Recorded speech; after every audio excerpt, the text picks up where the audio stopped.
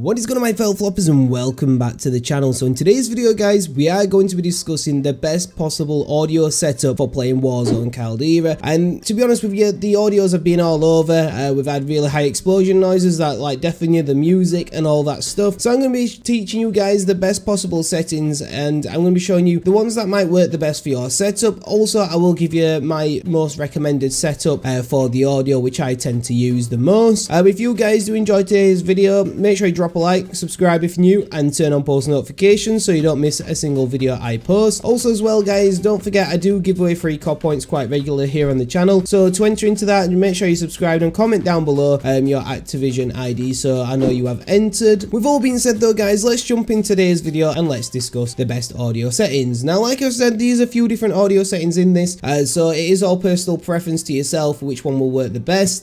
So first of all, we're going to have a look over at the audio mix and what kind of settings you can choose from there. So we do have the studio references, which is one of the basic ones in here. It does give you a wide frequency of sound, and it gives you a more realistic sound as well, so you feel like you're within a war zone. So you're not really going to be able to concentrate too much on those footsteps, but you're going to have a full in-game feel and feel like you're actually in a real life battle once you've got your headset on your head. So next up, guys, we're going to be looking at home theater. Now the thing is with home theater, it's really good and it has a wide range of frequencies. This is actually used for people, as you probably guessed it, who has a home theater. Now you can use this on your headset, but I wouldn't really recommend it, in all fairness with you guys. It's not going to make a big difference. I would just recommend using this if you have a home theater. It's going to sound like you've got a headset on. This is usually recommended for theaters that have 3.1 to 5.1 recommended surround sound. But if you have like a 7.1 surround sound and above, then the dynamic home theater is going to be a lot more better for you. Now, being in a room with this on, it literally sounds like you're in a war zone. So you don't want this too loud, especially in the middle of the night, as your neighbors would probably think there's a big shoot up on the street and they've entered World War III.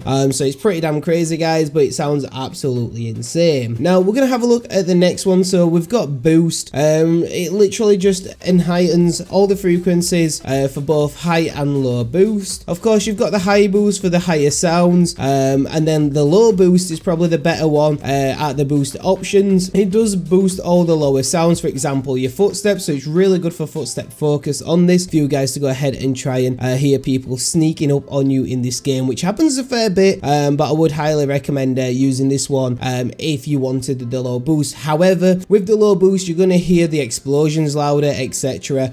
So yeah, it's not always the most fantastic one to use, but it is one of the better ones, I would say, and the most highly recommended ones. Now we do have finally midnight mode, which is quite a new option in here, and not many people know about it, but a lot of people who do know about it are trying this out, so I would highly recommend using this. It's really good around the night. Let's say people you're in bed sleeping, if you got your home theater on and you got night mode on, you're gonna have a lot better experience by not waking people up thinking they're in a battlefield. But the good thing about this, actually, guys, it does enhance like your lower frequencies, so you're gonna hear footsteps pretty crisp in this, and it is the best option, and this is my most recommended option for you guys to go ahead and test and try out. Of course, all these different audio settings you can actually audio test in the game. So to do that, once you're hovering over audio mix, you want to press R3 if you're using PS5 or PS4, and then it's just your right analog stick if you're using Xbox. I forgot what that's called off the top of my head, but you want to click on that, and then if you click your